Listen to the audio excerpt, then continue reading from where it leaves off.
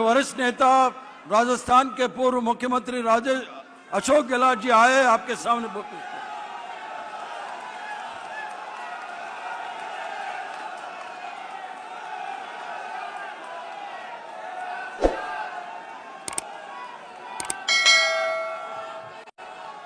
हमारे महबूब नेता राहुल गांधी जी, सिद्धरामैया जी, भूपेश बघेल जी, नारायण स्वामी जी, अनिल यादव जी, बी के हरिप्रसाद जी, चप्पल साहब, अजय लल्लू जी, सचिन पायलट जी और तमाम उपस्थित हमारे नेतागण, भाई और बहनों, नौजवान साथियों, अभी आपको आह्वान किया मेरे पूर्व वक्ताओं ने, बघेल साहब ने जो आपको आह्वान किया उसका अलग महत्व है। राहुल गांधी अकेले क्या करेंगे? राहुल गांधी ने एक मिशन के रूप में एक शुरुआत करी।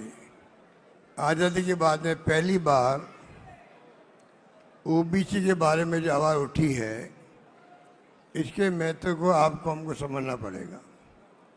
अगर आप यहाँ आए हो तो आप अधिवेशन में आते हैं, वापस जाते भी हैं संदेश लेकर के। ये संदेश अलग तरह का संदेश है। आप जो यहाँ बैठे हुए हो वो कार्यकर्ता नहीं है, अधिकांश लीडर्स बैठे हैं, उन्हीं को बुलाया गया है। तो आप समझ सकते हो कि आपको भोलावण देने के लिए, जिम्मेदारी देने के लिए बुलाया गया है। आप लीडर्स हैं, गांव में हो या कस्बे में, जिले में, प्रदेश के अंदर, उन्हीं को बुलाया गया अधिकांश लोगों को। आप समझ सकते हैं कि ये सिलेक्शन क्यों किया गया।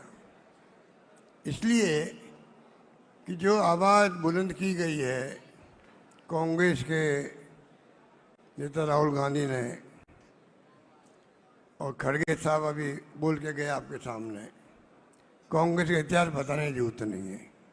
आप हम सबको गर्व है कि इस कांग्रेस का इतिहास त्याग का, कुर्बानी का, बलिदान कर रहा है, और किस प्रकार से आज़ाद करवाया मुल्क को। आज़ाद के बाद में संविधान निर्माण हुआ अम्बेडकर के द्वारा, पंडित जवाहरलाल नेहरू हो, सरदार वल्लभ भाई पटेल हो या मौलाना आज़ाद हो, वो ज़माना और था। बड़े बड़े नेता हमारे और भी थे।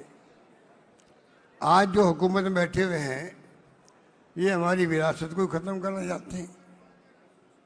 जिस प्रकार ये ध्रुवीकरण कर दिया देश का, वो बहुत खतरनाक खेल है। राहुल गांधी जी हाथ में क्यों बता रहे हैं कॉन्स्टिट्यूशन को, संविधान खतरे में है, ये संदेश क्यों दे रहे हैं? ये संदेश क्यों दे रहे हैं? संविधान की मूल भावना क्या है? सोशल सिक्योरिटी कैसे हो, समानता कैसे मिले।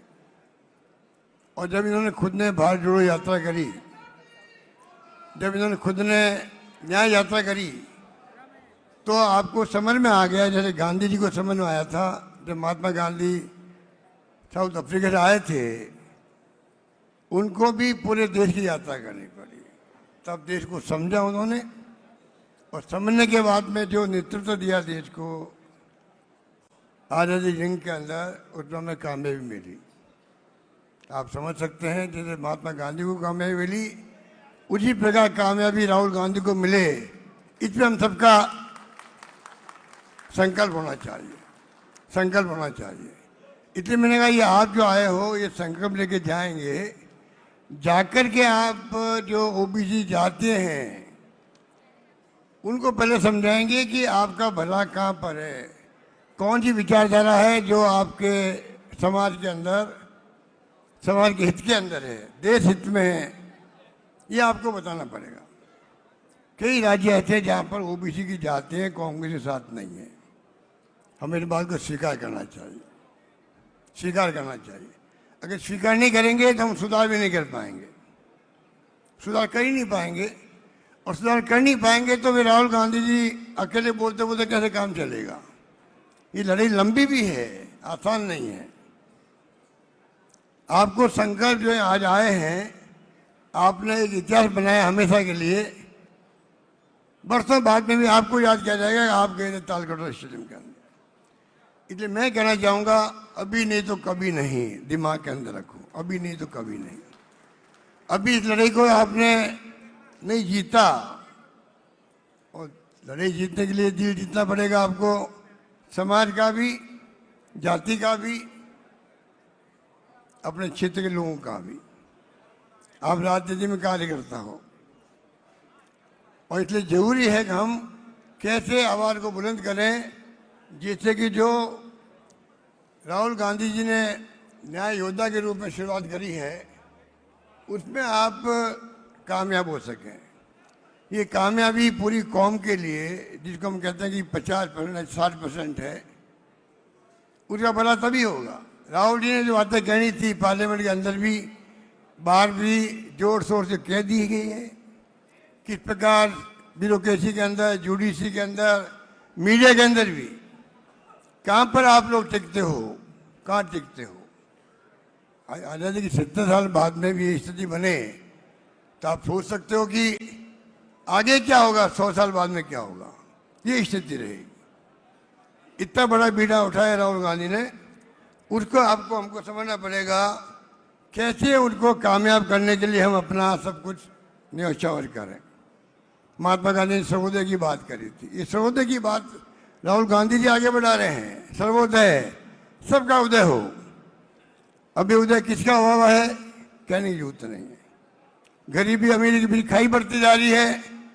हम कहाँ टिकते हैं, ओबीसी के लोग, एससी के लोग, एसटी के लोग, माइनॉरिटी के लोग भी। और राहुल गांधी जी ने कहा है ईडब्ल्यूएस जो कैटेगरी बनी है, ये कोई कम बात है। जब ओबीसी के अलावा, एससी एसटी के अलावा, तो राजीव गांधी का सपना था जो 73-74 अमेंडमेंट किया है, तब जाके हम लोग सरपंच, प्रधान, प्रमुख बनने लगे हैं, नगर पालिका चेयरमैन बनने लगे हैं। गांव में कोई आपको सरपंच नहीं बनाता, सरपंच नहीं बनते थे हमारे लोग, महिलाएं बनती है। तो आप सोच सकते हैं कि ये जो सिलसिला शुरू राजीव गांधी जी ने किया था, अब कैसे ओबीसी को उसका हक मिले। जो इनके नारा राहुल जी का, ये हम सबका होना चाहिए। जितनी जिसकी भागीदारी उतनी उसकी हिस्सेदारी, ये भावना कब पूरी होगी, उसके लिए आपको चिंतन करना पड़ेगा, मनन करना पड़ेगा और मेहनत करनी पड़ेगी। मेहनत आपको बहुत करनी पड़ेगी, ये मामूली काम नहीं है। ये बहुत बड़ा चैलेंज स्वीकार करके जाओ यहाँ से। ये राहुल गांधी जी का चैलेंज हम सबको है, ओबीसी नेताओं को है। कैसे आप उनको पूरा करते हो, ये आपके ऊपर है। राहुल गांधी फेल नहीं होगा, आप फेल होंगे। आप फेल होंगे कि एक नेता हमें मिला जिसके पूरे परिवार का ऐसा त्याग बलिदान है जो दुनिया के किसी मुल्क में नहीं होगा। 35 साल में इस परिवार, गांधी परिवार, कोई व्यक्ति ना मंत्री, ना मुख्यमंत्री, ना प्रधानमंत्री है। इंदिरा गांधी जी प्रधानमंत्री पद पर रहते हुए हत्या कर दी गई उनकी, तो खालिस्तान नहीं बनने दिया। राजीव गांधी शहीद हो गए उपमहाद्वीप में शांति स्थापित करते करते। जिस खानदान में इतने बड़े सादत हुई हो, उस खानदान को टारगेट बना के जो राजनीति हो रही है मोदी जी द्वारा, आरएसएस द्वारा, वो आप समझ सकते हो क्यों हो रही है। मालूम है कि इस परिवार के कारण ही कांग्रेस पूरे मुल्क के अंदर, हर गांव में, हर घर के अंदर आलिम स्थान बनाए हुए हैं। ये पार्टी है जो नॉर्थ ईस्ट में चले जाओ, आप कहीं चले जाओ, हम सत्ता में नहीं है 11 साल से। जो झटका दिया मोदी जी को अभी राहुल जी ने, 100 पे आगे लगभग हम लोग, 20-25 सीटें और आ जाती, सरकार नहीं बन पाती उनकी। इसलिए मैं कहना चाहूँगा, कहने को बहुत सारी बातें राहुल जी बोलेंगे, आपके सिद्धरमैया जी बोलेंगे। मैं आपको इतना कहना चाहूँगा कि ये कोई अच्छे भाषण हो गए, सब बातें सुनिए आपने। मैं आपसे आग्रह करूँगा, रिक्वेस्ट करूँगा कि ये जो मिशन के रूप में इसको लो। आप जो आए हो लोग, आप यहाँ पर, उन सब की ड्यूटी है जाकर के आप जिस पद पे हो अथवा नहीं हो, काम करने के लिए, राहुल जी का संदेश देने के लिए कोई पद की दरकार भी नहीं है। और मुझे कहते हुए दुख भी होता है कि जो कौमें, जो जातियाँ के राज्यों में कांग्रेस में नहीं है, ओबीसी होते हुए भी, मैं फिर कहना चाहूँगा वो हमारे चिंता का विषय होना चाहिए क्योंकि अगर उनको आप ठीक नहीं करोगे उन जातियों का भला भी नहीं होगा। जो राहुल जी ने जो मामला उठाया है ओबीसी के लोगों का, अगर जाति रास्ते पे नहीं आएगी और ध्रुवीकरण धर्म की राजनीति होगी देश के अंदर, जातिवाद को भड़का के गुमराह करेंगे उनको, तो कैसे आपकी जाति का ओबीसी का भला होगा।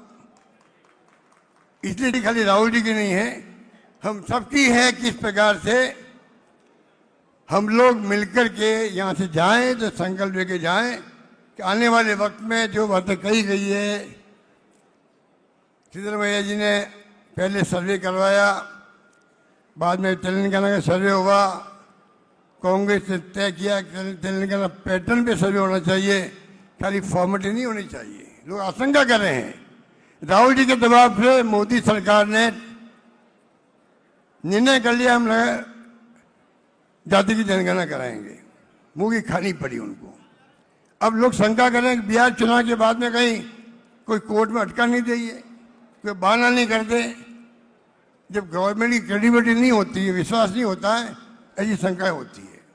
बाकी आप देख रहे हो क्या हो रहा है वोटों के अंदर, क्या हो रहा है आप जानते हो। जो कुछ भी हो रहा है आपके सामने, राहुल जी हर मुद्दा उठा रहे हैं, किस तरह वोटर लिस्टों को छेड़छाड़ की जा रही है, महाराष्ट्र में क्या हुआ। इसलिए मुझे ये बातें कहने की आवश्यकता नहीं। मैं आपको अंत में फिर कहना चाहूँगा, आप जो भी आए हो, आप लोग नेता के रूप में आए हो, कृपा करके एक संकल्प लेके जाएं। इस काम को आपको आगे बढ़ाने के लिए पूरी मेहनत करनी पड़ेगी, समझाइश करनी पड़ेगी, जनसंपर्क करना पड़ेगा, गांव-गांव में, घर-घर में, सामाजिक मीटिंग बुलानी पड़ेगी, कैमरा मीटिंग करनी पड़ेगी, आपको छोटी-छोटी मीटिंग करनी पड़ेगी, तब जाकर के मैं समझता हूँ ये अभियान, ये मिशन आगे बढ़ेगा। धन्यवाद, जय हिंद। धन्यवाद, बहुत बहुत धन्यवाद Ashok Gehlot ji. Thank you very much Ashok Gehlot ji. Now I request chief minister of Karnataka, मैं आमंत्रित करता हूं कर्नाटक के मुख्यमंत्री जो बेंगलोर डिक्लेरेशन किया है उसको आपके सामने प्रस्तुत करेंगे। बेंगलोर डिक्लेरेशन जो ओबीसी के भविष्य में क्या रूपरेखा होना है वो आपके सामने पड़ेंगे।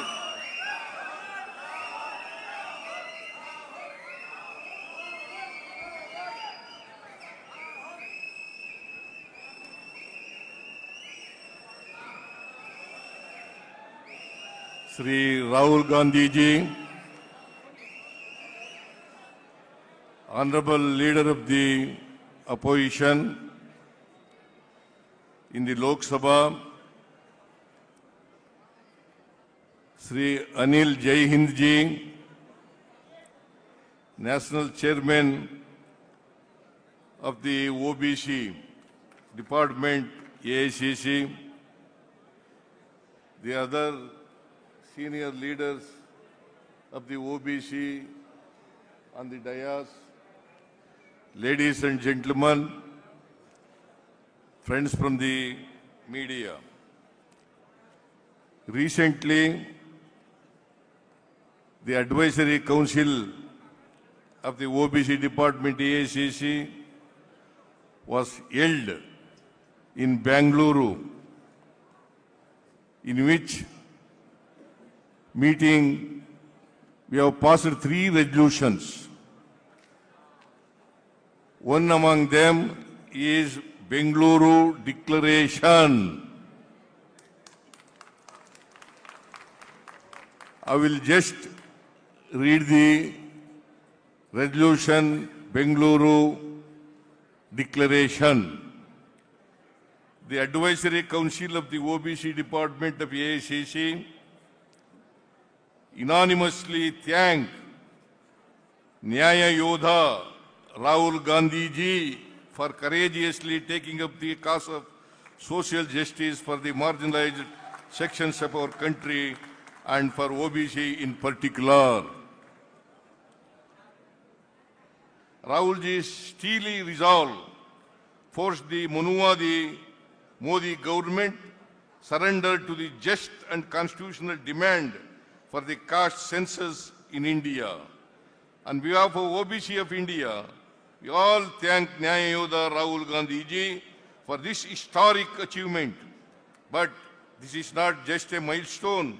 In Rahul ji's courageous and brave leadership, India is destined to realize and achieve the ultimate objective of social transformation, leading to social equity in our great nation. We hereby resolve and take vow to continue to fight for justice for all with the flag of our Congress party in our hand, under the brave and courageous leadership of our Nyaya Yoda Rahul Gandhi ji. We hereby pass a resolution for an intense and fierce nationwide national campaign for 1. National level caste census by the Census Commission of India, officially known as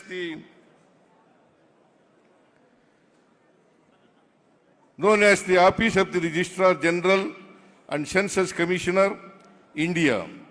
The census must include social, economic, educational, employment, political aspects of each individual and caste, with Telangana Sheep Caste Survey as a role model. Breaking 50% cap in reservation for OBCs. The reservation in private educational institute, as per Article 15, Clause 4 of the Constitution. Those who are in favor of the resolution, please raise your hands. Thank you.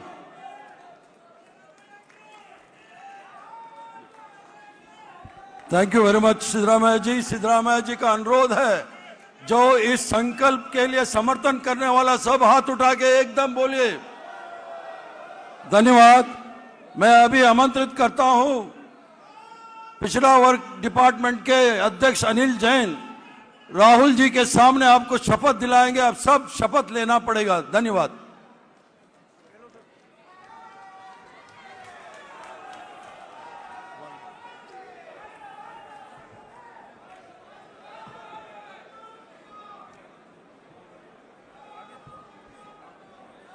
सामूहिक शपथ। हम सब Congress party के कार्यकर्ता, न्याय योद्धा राहुल गांधी जी के बब्बर शेर कार्यकर्ता आज यहाँ शपथ लेते हैं कि हम सब न्याय योद्धा राहुल गांधी जी के भागीदारी न्याय आंदोलन में वैसे ही लड़ेंगे जैसे हमारे पुरखों लड़े। महात्मा गांधी जी के नेतृत्व में कांग्रेस का तिरंगा ध्वज हाथ में लेकर भारतवर्ष की स्वतंत्रता के लड़े थे, लड़ेंगे, जीतेंगे। भागीदारी न्याय जिंदाबाद। जय संविधान, जय हिंद। धन्यवाद। मैं आमंत्रित करता हूं हम सबके नेता, जो न्याय योद्धा 140 वर्ष इतिहास में 140 बरस के इतिहास में कांग्रेस में कोई नेता ओबीसी के पक्ष में खुल के नहीं बोला है। आमंत्रित करता हूं राहुल जी आपके सामने बोले। राहुल गांधी, राहुल गांधी। सिद्धरामैया जी, अशोक गहलोत जी, भूपेश बघेल जी, सचिन पायलट जी, विक्रमार्का मल्लू जी, नारायण स्वामी जी, काजी निजामुद्दीन जी, देवेंद्र यादव जी, अनिल जैन जी, एआईसीसी के office bearers, PCC presidents, MPs, MLAs, बाकी सीनियर नेता और सिविल सोसाइटी के हमारे मेंबर्स, मीडिया के हमारे मित्र, आप सबका यहां बहुत बहुत स्वागत, नमस्कार।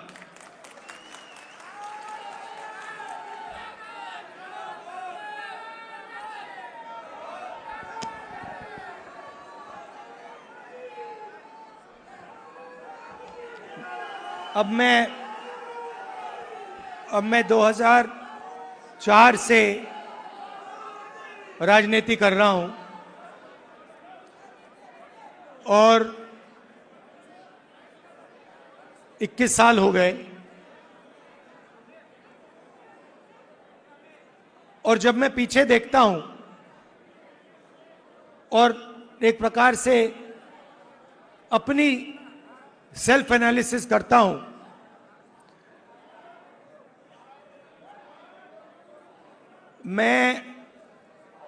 मैंने कहां सही काम किया और कहां कमी रही, तो 2-3 बड़ी इश्यूज दिखती हैं मुझे। जमीन अधिग्रहण बिल किया, मनरेगा किया, भोजन का अधिकार किया, ट्राइबल बिल, न्यामगिरी की लड़ाई लड़ी। अगर मैं अपने आप के बारे में सोचूं तो मैं कहता हूं ये काम मैंने सही किया। और जहां तक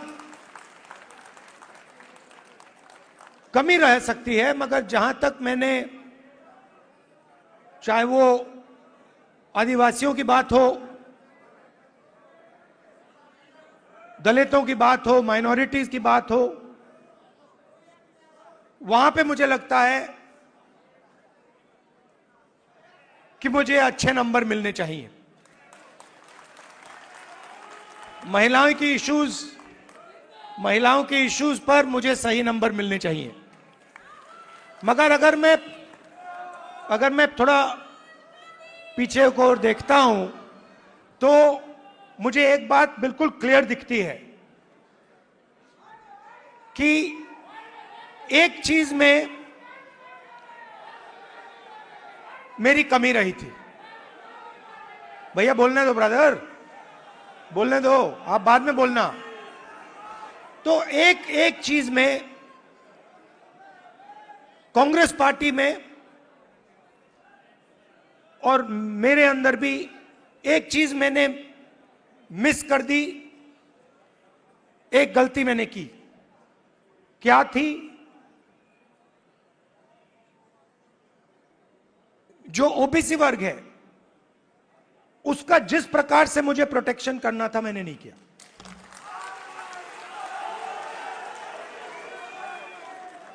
क्योंकि अगर, और इसका कारण था आपकी जो इश्यूज थी उस समय मुझे गहराई से नहीं समझ आई। मैं स्टेज से कह देता हूं कि 10 साल पहले, 15 साल पहले जो दलितों के सामने कठिनाइयां थी वो मुझे अच्छी तरह समझ आ गई। वो शायद वो ज्यादा आसान है समझना, वो क्लियर है। अनटचेबिलिटी, उनकी हिस्ट्री है तो एकदम पता लग जाता है। आदिवासियों के भी इश्यूज आसानी से समझ आ जाती हैं। आप उनके इलाके में जाइए, जंगल, जल, जमीन बिल्कुल सामने दिखता है। मगर ओबीसी की जो इश्यूज हैं, जो मुश्किलें हैं, वो छुपी रहती हैं, आसानी से नहीं दिखती हैं। मेरी रिग्रेट क्या है कि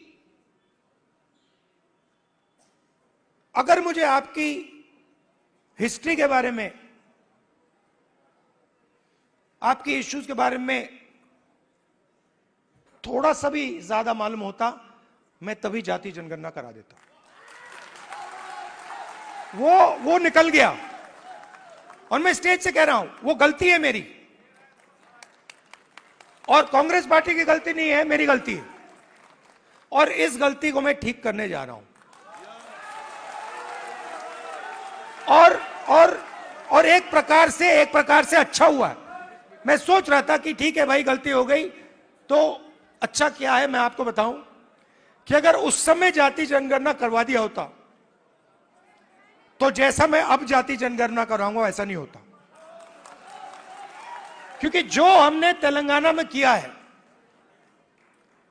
आपको वो पॉलिटिकल अर्थक्वेक है, वो हिंदुस्तान की राजनीतिक जमीन को उसने हिला दिया है। अभी आपको उसका जो आफ्टर शॉक है वो अभी आपको लगा नहीं है, मगर वो काम हो गया है। जैसे सुनामी आई थी ना, मगर जो सुनामी, जिस अर्थक्वेक ने सुनामी बनाई, वो तो आपने देखा भी नहीं, वो समुद्र के नीचे था, है ना। मैंने थोड़ा स्टडी किया, पता लगा कि जब सुनामी आई थी 1000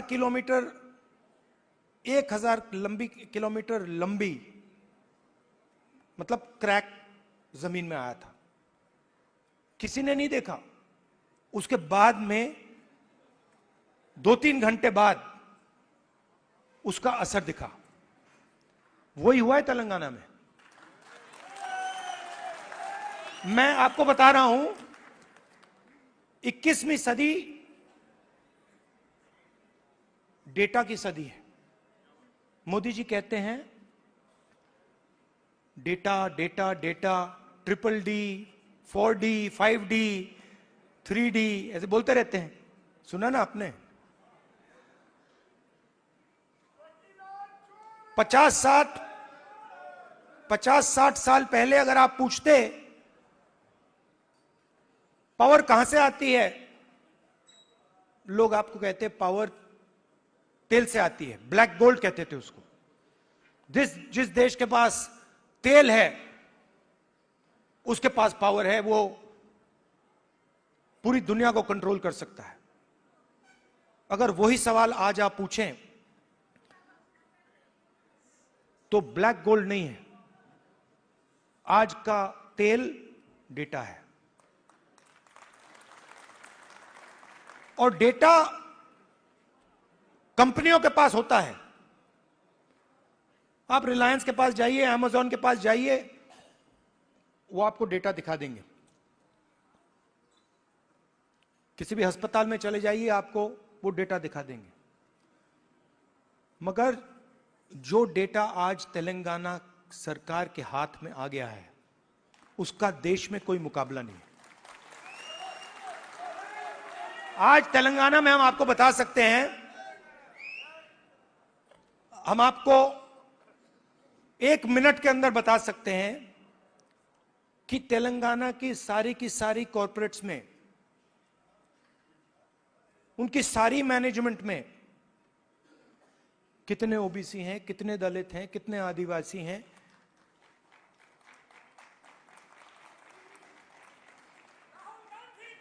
हम आपको बता सकते हैं, मैं आपको बता सकता हूं कि अगर आप तेलंगाना में कॉर्पोरेट्स के अंदर यह सवाल पूछें, कितने ओबीसी हैं, मैनेजमेंट में कितने हैं, ओबीसी मालिक कितने हैं, दलित मालिक कितने हैं, लाखों करोड़ रुपए की सैलरी मिलती है उनको। आपने मीडिया में सुना होगा 2 करोड़ का पैकेज, 3 करोड़ का पैकेज, 5 करोड़ का पैकेज, सुना ना आपने। यह आप सवाल पूछ सकते हैं, तेलंगाना में ओबीसी को कितने पैकेज मिले? 0। एक भी पैकेज ओबीसी को नहीं मिल रहा, एक भी पैकेज दलित को नहीं मिल रहा, एक भी पैकेज आदिवासी को नहीं मिल रहा है। और आप मनरेगा की लिस्ट निकालिए, पूरी लाइन ओबीसी, दलित, आदिवासियों से भरी हुई है। ये जो गिग वर्कर्स कहलाते हैं, डोमेस्टिक स्टाफ, गिग वर्कर्स, इनकी लिस्ट निकालिए। तेलंगाना में ब्लैक एंड व्हाइट है। इस देश में मजदूरी ओबीसी, दलित, आदिवासी करते हैं।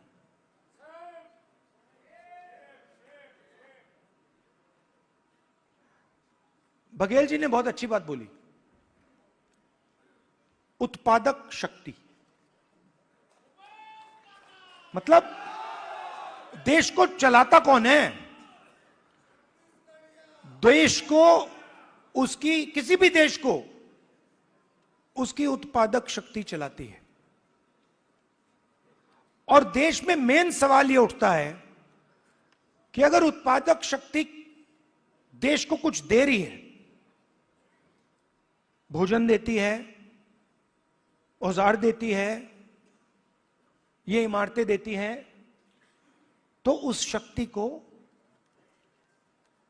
अपने खून पसीने के लिए देश क्या देता है?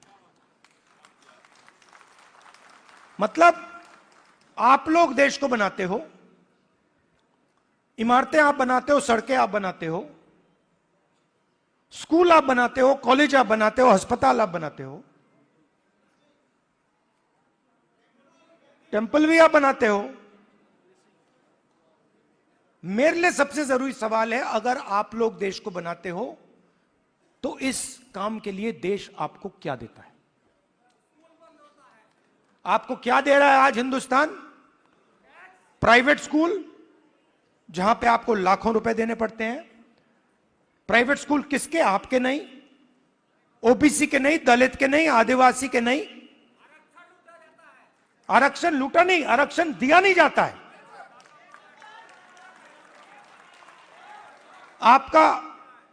आपके जो ऑफिसर्स हैं आइडियलिज्म के साथ अंदर आते हैं, भर्ती होती है, आइडियलिज्म से आते हैं और फिर आस्ते आस्ते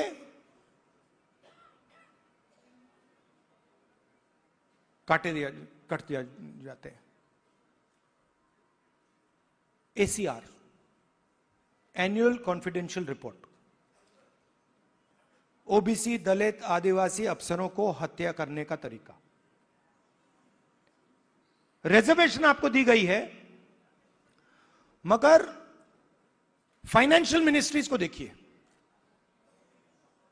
डिफेंस मिनिस्ट्री, फाइनेंस मिनिस्ट्री, बड़ी बड़ी मिनिस्ट्रीज को देखिए,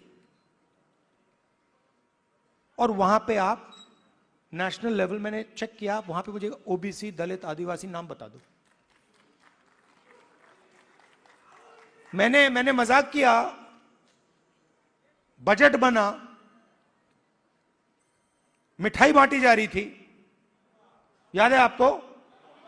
हलवा बांटा जा रहा था, 11 लोग थे वहां पे, 90% आप लोग हो, 50-55% ओबीसी, 15% दलित,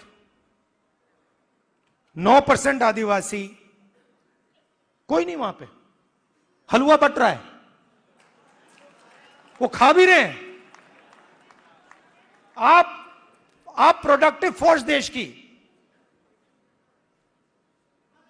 वो हलवा में जो चीनी गई वो आपने बनाई।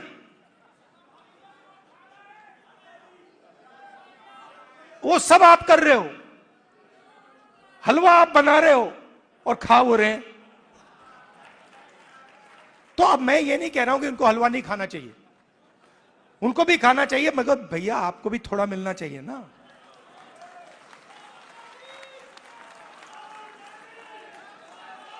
तो अब मैं आपको, आप मेरी बहन से पूछो, मेरी बहन से पूछो, कभी मिलोगे तो पूछना कि अगर कभी राहुल ने किसी चीज के बारे में मन बना लिया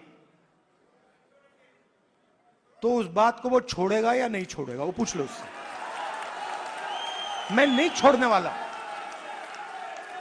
और मैं सिर्फ जाति जनगणना की बात नहीं कर रहा हूं। देखो, आप ये मत सोचो कि मैं जाति जनगणना की बात कर रहा हूं। जाति जनगणना तो पहला कदम है। मैं जो आप की जो बघेल जी ने उत्पादक शक्ति की बात की, मेरा लक्ष्य है कि उस उत्पादक शक्ति को हिंदुस्तान में रिस्पेक्ट और हिस्सेदारी मिले।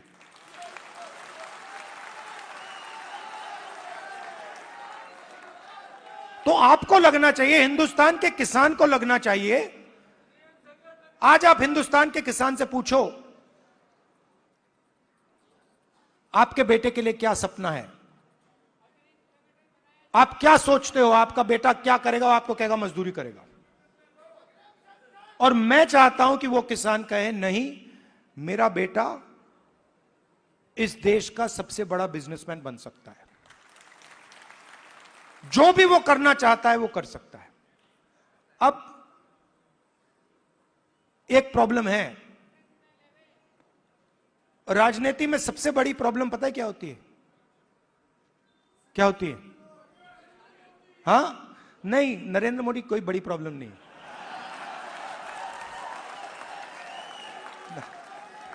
वो नहीं,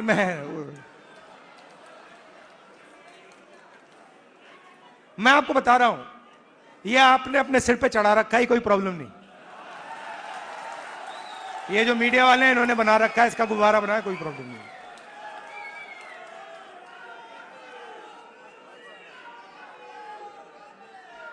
अब पहले तो मैं मिला नहीं था, अब 2-3 बार मैं मिल भी लिया हूं, बात समझ गया हूं मैं, कुछ नहीं उसमें।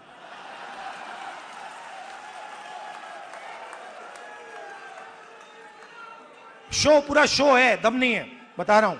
आप लोग मिले नहीं हो, मैं मिला हूं, बैठा हूं कमरे में। तो मेरा कहना है कि सबसे बड़ी प्रॉब्लम होती है राजनीति में, जो व्यक्ति अपनी शक्ति को ही नहीं समझता है। और मेरी सबसे बड़ी कंप्लेंट क्या है ओबीसी युवाओं से, कि आप अपनी शक्ति नहीं समझते हो।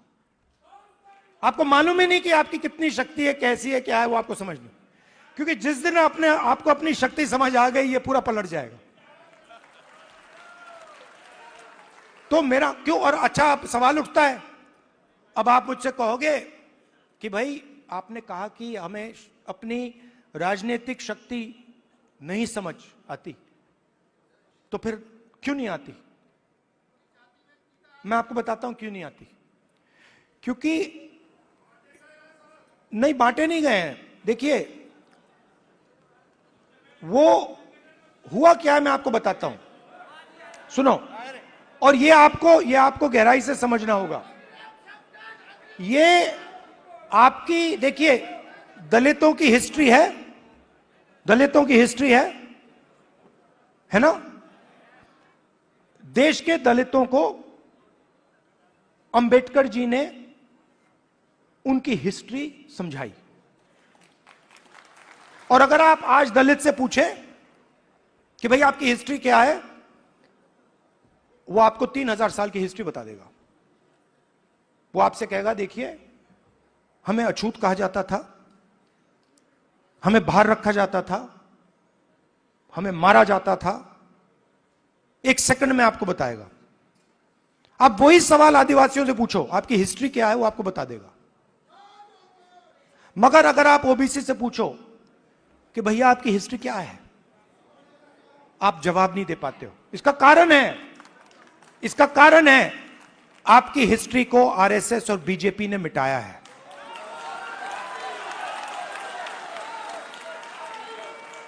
आपकी हिस्ट्री को, जो देश की उत्पादक शक्ति की हिस्ट्री है, उसको आरएसएस और बीजेपी ने मिलकर मिटाने का काम किया है।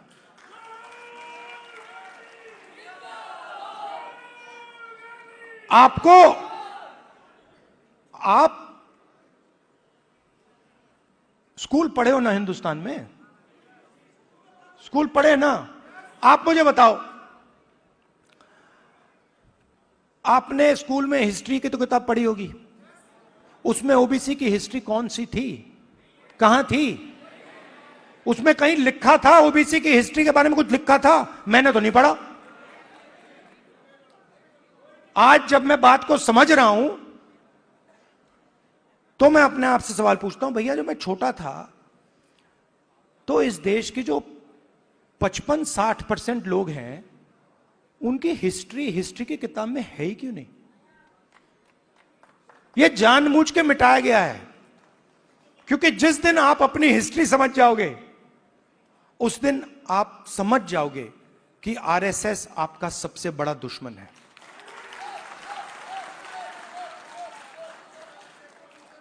और आरएसएस ने आप पर आक्रमण किया है, और यह कोई नई बात नहीं है, यह हजारों साल से आक्रमण कर रहे हैं आप पे, मनुवादी वही। और यह हर लेवल पे होता है, हर लेवल पे होता है। ये एजुकेशन में होता है,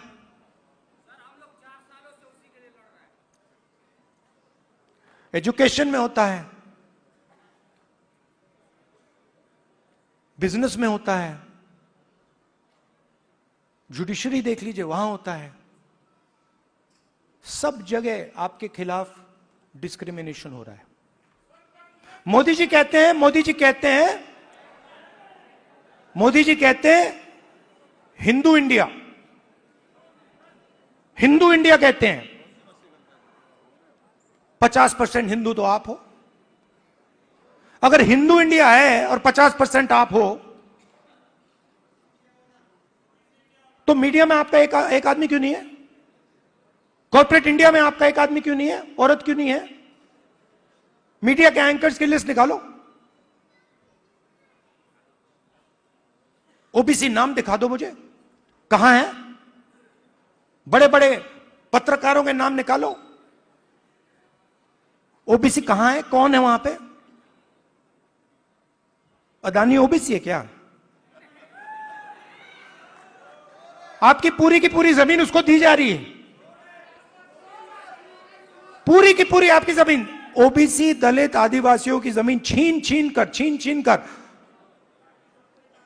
अदानी को दी जा रही है, अंबानी को दी जा रही है, टाटा को दी जा रही है, इन लोगों को दी जा रही है।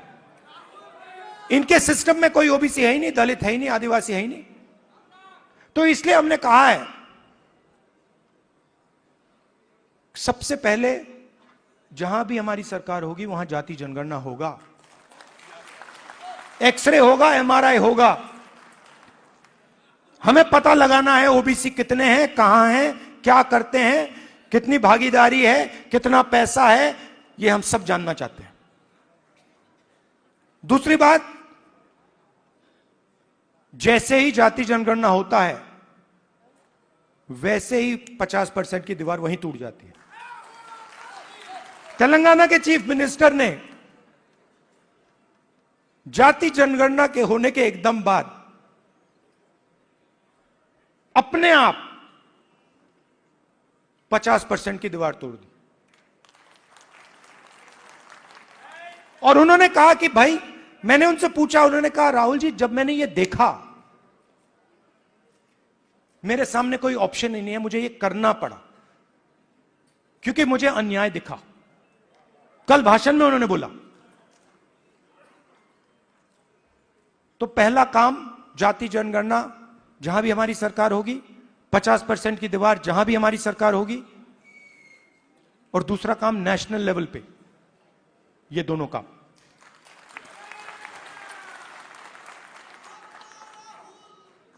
प्राइवेट एजुकेशन में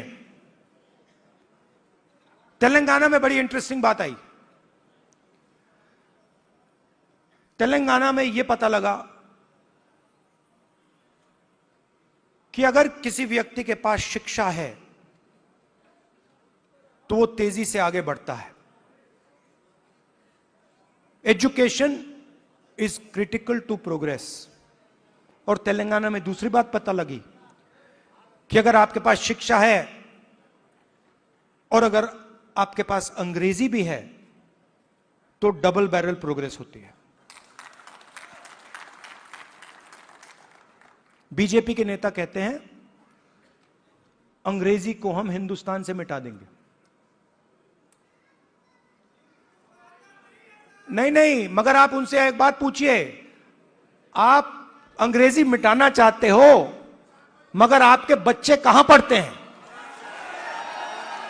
आपके बच्चे क्या हिंदी मीडियम में पढ़ते हैं या इंग्लिश मीडियम में पढ़ते हैं? आपके बच्चे क्या लंदन में पढ़ते हैं, अमेरिका में पढ़ते हैं, वहां क्या हिंदी में पढ़ते हैं वो? नहीं। तो रीजनल लैंग्वेज, रीजनल भाषा, हिंदी, तमिल, ये सब जरूरी हैं। बंगाली, पंजाबी, कन्नड़ा, ये सब जरूरी हैं, मगर उसके बिल्कुल साइड में अंग्रेजी भी जरूरी है। इसीलिए हमारा तीसरा मुद्दा reservation in private education institutions, मतलब प्राइवेट एजुकेशन सिस्टम में दलितों को, आदिवासियों को, पिछड़ों को रिजर्वेशन। तो ये एक प्रकार से ओबीसी वर्ग के लिए एक पैकेज है। एक कमी रही है जिसको थोड़ा सा आज हमने डेंट मारा है। देखिए, ये जो कांग्रेस पार्टी है ना, ये आपकी भी पार्टी है, हमारी ही है, तो इसकी लगाम आपको पकड़नी पड़ेगी। हमारे सीनियर लीडर बैठे हैं, सिद्धरामैया जी बैठे हैं, चीफ मिनिस्टर हैं, बघेल जी हैं, गेहलोत जी हैं, पायलट जी हैं, नारायण स्वामी जी हैं। ये आइकॉन्स हैं आपके, ये आइकॉन्स हैं, मगर हमें ऐसे और आइकॉन्स चाहिए। इन 3-4 लोगों से नहीं होगा काम। हमें 40-50 ऐसे लोग चाहिए जो हम मतलब पूरे दम से ओबीसी विजन को आगे बढ़ाएं। और आखिरी बात, आप राहुल गांधी बोलते रहते हो, मगर राहुल गांधी, आपकी शक्ति के बिना राहुल गांधी कुछ नहीं है।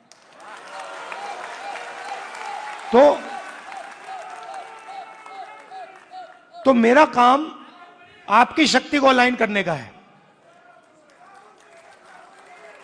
और देश के मैं ओबीसी वर्ग से, युवाओं से कहना चाहता हूं, जो मैंने शुरुआत में कहा, मैं अपनी साइड से कह सकता हूं, कांग्रेस पार्टी के साइड से नहीं कह सकता हूं। मैं अपने साइड से कहना चाहता हूं कि जिस प्रकार से मैंने ओबीसी वर्ग के लिए काम करना चाहिए था, पहले मैंने नहीं किया, अब मैं डबल स्पीड से वो काम करने जा रहा हूं। आप सबका बहुत बहुत धन्यवाद। नमस्कार, जय हिंद। सर 2 मिनट बैठ लिया जाए। वोट फॉर थैंक्स के लिए आदरणीय देवेंद्र यादव जी आए, दिल्ली प्रदेश कांग्रेस के माननीय अध्यक्ष श्री देवेंद्र जी आए और सबको धन्यवाद अर्पित करें। आदरणीय देवेंद्र यादव जी। न्याय योद्धा श्री राहुल गांधी, श्री राहुल गांधी देश के विभिन्न कोने से यहां पर पधारे सामाजिक न्याय के योद्धागण यहां पर पधारे हैं। माननीय राहुल गांधी जी का मैं विशेष धन्यवाद देना चाहता हूं इस मौके पर। सर, आज आपने कहा कि हम में जागरूकता नहीं थी।